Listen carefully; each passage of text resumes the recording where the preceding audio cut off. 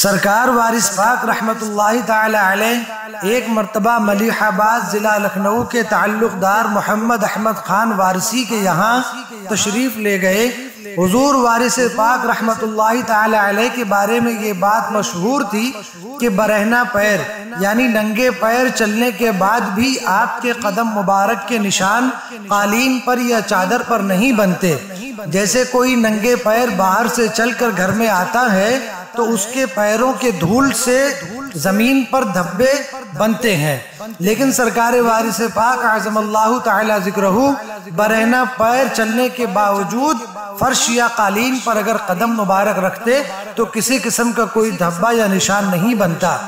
یہ بات تعلق دار محمد احمد خان اور ان کے گھر کے خواتین نے بھی سن رکھی تھی۔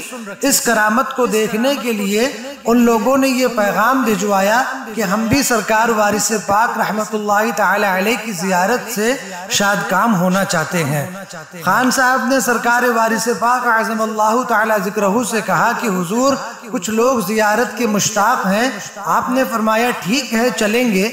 ان لوگوں نے سرکار وارث پاک کے آمد سے قبل زمین پر سفید چادر بچھا دیا اور راستے میں پانی چھڑک دیا، یہ سوچ کر کہ اگر پانی چھڑکا رہے گا تو ضرور مٹی نم ہوگی تو سرکار کے قدم مبارک پر لگ جائے گی، اور پھر ہم دیکھیں گے کہ سرکار جب قالین پر قدم رکھتے ہیں تو نشان بنتا ہے، دھبا لگتا ہے یا نہیں لگتا۔ سرکار وارث پاک اعظم اللہ تعالی ذکرہ تشریف لے آئے اور نشست فرمانے کے بعد یعنی کہ بیٹھنے کے بعد فرمایا کہ دیکھ لو بھائی تمہارے سفید قالین پر داغ تو نہیں لگا ہے۔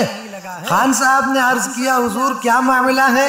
آپ نے فرمایا کہ یہاں پر لوگ کچھ ہمارا امتحان لینا چاہتے تھے اور ان لوگوں نے اس مقصد کے تحت سفید قالین بچھایا اور راستے میں پانی چھڑک دیا، اسی لیے ہم نے ان سے کہا ہے کہ دیکھ لو کوئی دھبا نشان تو نہیں لگا آپ کی قالین پر۔ پھر سرکار وارث پاک اعظم اللہ تعالی ذکرہ ان لوگوں سے مخاطب ہوئے اور فرمایا کہ فقیروں کو آزماتے نہیں ہیں۔ دوسرا بھی سرکار وارث پاک کا ایک واقعہ ہے، یہ بھی ملیح آباد لکھنؤ کا ہے۔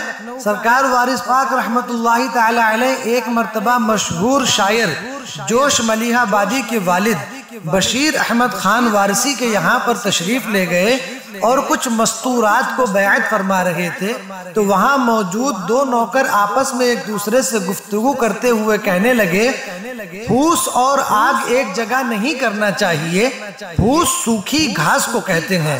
کہنے لگے پھوس اور گھاس کو ایک جگہ نہیں کرنا چاہیے، لاکھ فقیر ہوں مگر عورت کے سامنے نہیں آنا چاہیے۔ بیعت فرمانے کے بعد سرکار وارث پاک رحمت اللہ تعالی علیہ نے ان دونوں کو قریب بلایا اور فرمایا کہ پھوس یعنی کہ سوکھی گھاس لاؤ اور اس کو آگ سے جلاؤ۔ نوکر جلانے لگے تو کئی مرتبہ کوشش کرنے کے باوجود وہ سوکھی گھاس جس کو پھوس کہتے ہیں وہ جل نہیں رہی تھی۔ جب یہ منظر دیکھا تو نوکر شرمندہ ہو گئے۔ سرکار نے فرمایا کہ آگ بھی ہے اور سوکھی گھاس بھی ہے لیکن پھر بھی دونوں ایک دوسرے سے غیر متاثر ہیں۔ یہی عالم ہوتا ہے صوفیاء عظام کا کہ اللہ تبارک و تعالی کی تجلیات کی ایسی روشنی ان کی نگاہوں میں ہوتی ہے کہ کوئی بھی دنیا کی چیز انہیں اپنے سے متاثر نہیں کر سکتی۔ ایک بار عید کے موقع پر بارش ہو رہی تھی، اہل قصبہ پریشان تھے کہ عید کی نماز کیسے ادا ہوگی۔ لوگ سرکار وارث پاک اعظم اللہ تعالی ذکرہ کی بارگاہ عالی میں حاضر ہوئے۔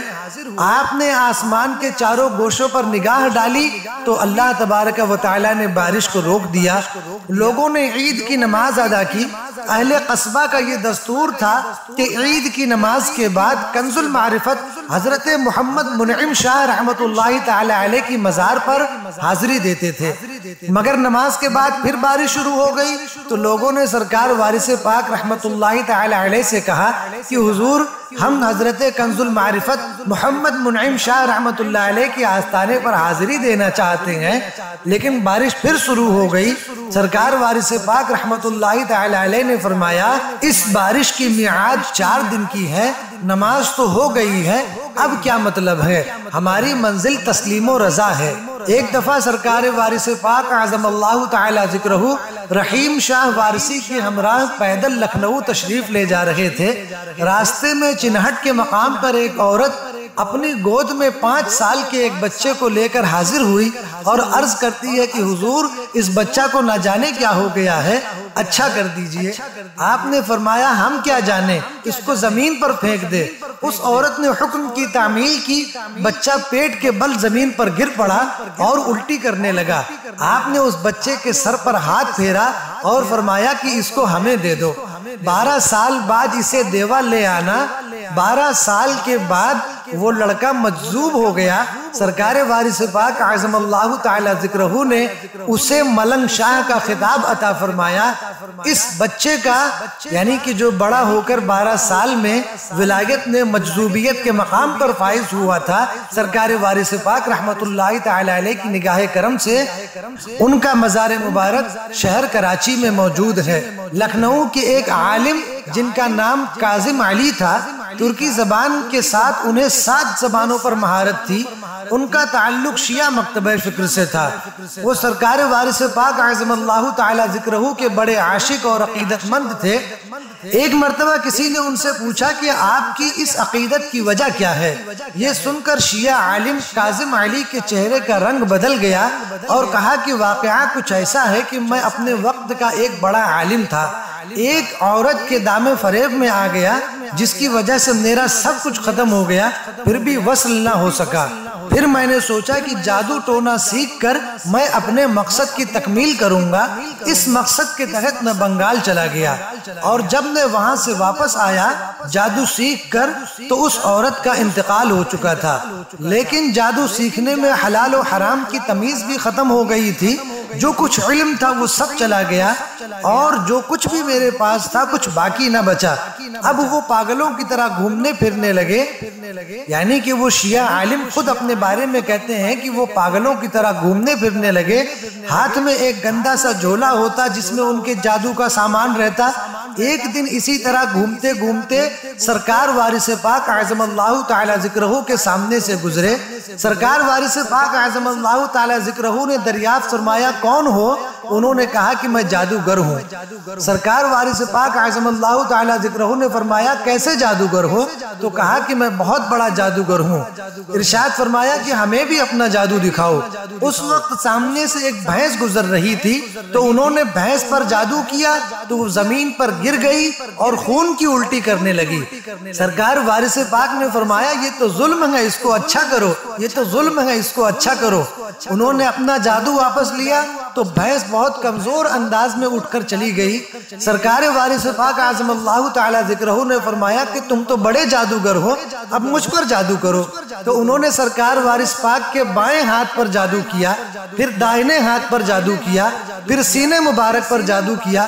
ہر بار جادو ناکام رہا تو کہا کہ حضور مجھے اجازت دیں کہ میں آپ کی آنکھوں پر جادو کروں۔ آپ نے فرمایا اجازت ہے۔ جیسے ہی انہوں نے سرکار وارث پاک رحمت اللہ تعالی علیہ کی آنکھوں کو دیکھا تو دل کی دنیا بدل گئی اور پھوٹ پھوٹ کر رونے لگے اور سرکار کے قدموں میں گر گئے۔ سرکار وارث پاک اعظم اللہ تعالی ذکرہ نے ان کی پیٹھ پر ہاتھ پھیرا اور اٹھا کر کلمہ طیبہ پڑھایا اور فرمایا کہ جاؤ نہاؤ اور نماز پڑھو، جادو بری چیز ہے، اس سے دور رہو اور درود شریف کی کثرت کیا کرو۔ سرکار وارث پاک اعظم اللہ تعالی ذکرہ کہ اس واقعات کو بتاتے ہوئے وہ شیعہ عالم جن کا نام کاظم علی تھا کہتے ہیں کہ جب سے میں نے سرکار وارث پاک اعظم اللہ تعالی ذکرہ کی آنکھوں کو دیکھا ہے اب دنیا میں کسی چیز کی حسرت میرے دل میں باقی نہیں رہی۔ مرشد کامل سیدنا حافظ وارث علی شاہ رحمت اللہ تعالی علیہ نے تبلیغ حق اور پیغام آخرت کے لیے وہ طریقہ اختیار فرمایا جس میں ذات، برادری، مذہب و ملت، رنگ و نسل کا کوئی بھید بھاؤ نہیں تھا۔ آپ کے آستانہ پر اور آپ کے در دولت پر جو کوئی بھی حاضر ہوتا سرکار وارث پاک اعظم اللہ تعالی ذکرہ اس کو نگاہ لطف و کرم سے نوازتے ہیں۔ انشاءاللہ اگلی نشست میں سرکار وارث پاک اعظم اللہ تعالی ذکرہ کے کچھ اور واقعات و کرامات و ارشادات کا ذکر ہوگا۔ صلی اللہ تعالی علی محمد و آل محمد صلی اللہ علیہ وسلم۔